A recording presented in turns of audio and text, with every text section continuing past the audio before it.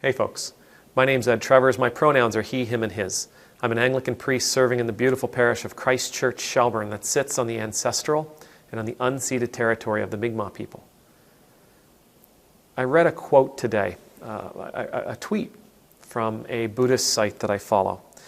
And what it says is, being lost among the causes of suffering is to abandon supreme happiness.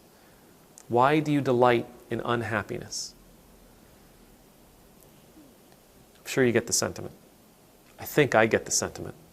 The idea that we are delighting in unhappiness when we continually re-enter into those places, into those spaces, into those times when we're trying to figure out the cause of why we are the way we are, why we are who we are, why we live the way we do. That doing so is a form of hell.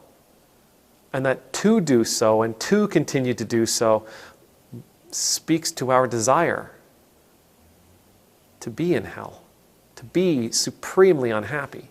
Right? Our happiness, our joy exists in this moment right here and now.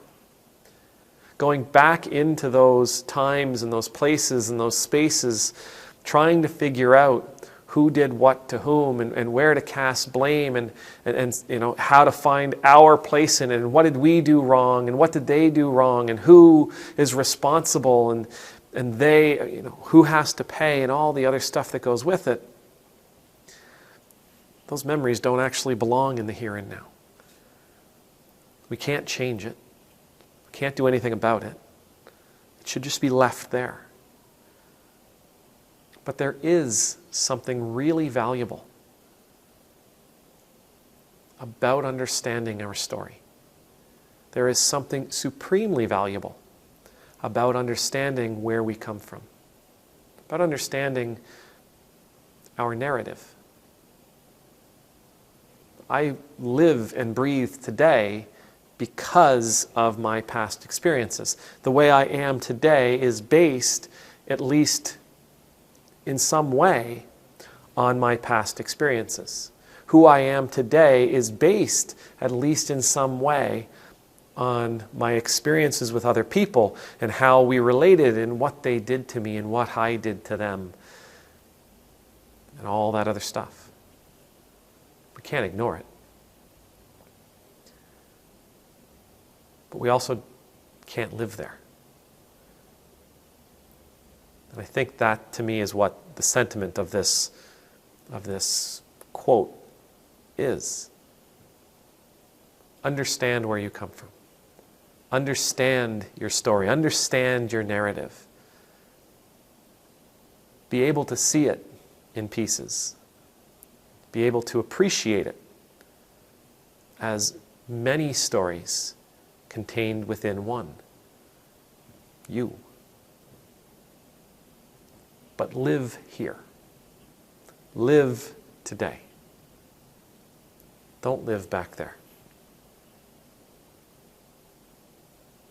The other thing it brought up for me was how important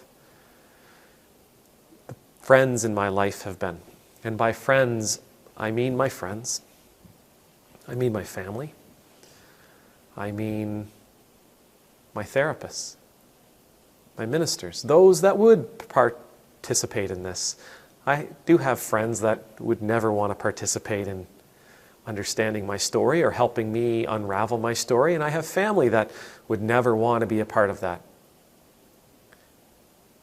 But those that were willing, and let's be fair, those that were able, because entering into that place with another can be very traumatizing for the participant as well as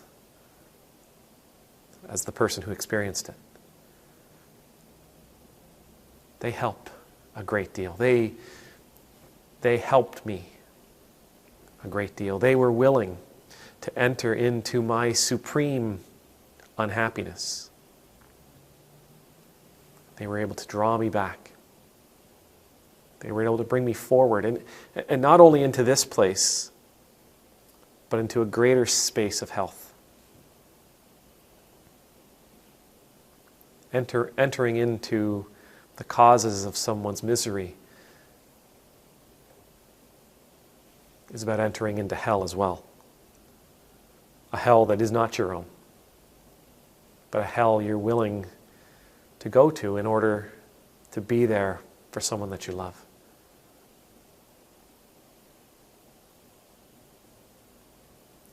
Thank you to all those people who've entered into my hell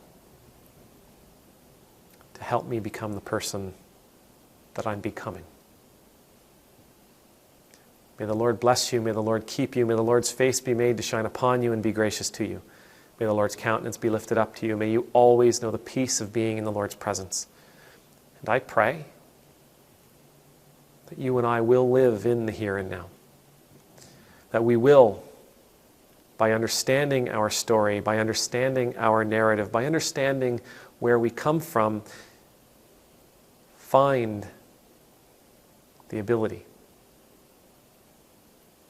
to leave that stuff where it belongs.